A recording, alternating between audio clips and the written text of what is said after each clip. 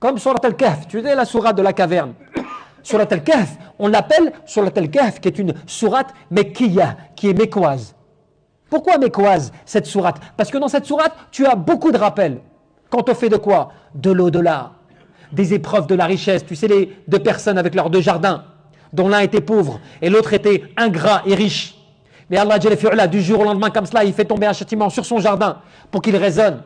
Ou bien l'histoire de la sagesse de Moussa alayhi salam avec Al-Khabar, yani la personne qui lui a enseigné des choses dont il ne savait pas. Tu vois, le pouvoir de la royauté aussi. Dans le Qarnaïn, comme un homme à qui Allah avait donné du pouvoir, de l'intelligence, des choses comme cela. Toute cette sourate, elle t'apprend, mais aussi, elle s'appelle Ashabul Kahf. Cette sourate, elle se nomme aussi Ashabul Kahf, les gens de la caverne. Dans un autre hadith, le prophète, il a appelé cette sourate les gens de la caverne.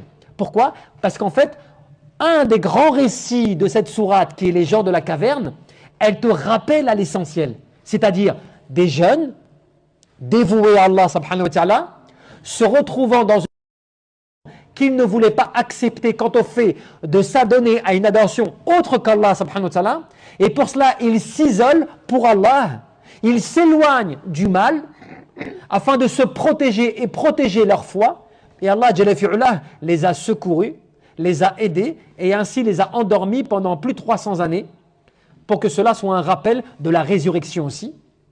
Et comment Allah il protège ceux aussi qui font l'effort, tu vois, de protéger leur foi et de protéger leur adoration, tout cela et tout. Donc tu as dans tous ces récits des leçons qui ne sont pas là juste pour te raconter des histoires. C'est pour te dire, prends exemple, parce que ce que tu vis, même si c'est dur et que les périodes peuvent être de plus en plus difficiles, cependant, rappelle-toi le passé, rappelle-toi l'histoire, rappelle-toi ce qui s'est passé. Pourquoi faire? Pour que tu puisses te raffermir dans ta foi, que tu puisses tirer les bonnes leçons de ta foi, de ce qui s'est passé pour augmenter ta foi.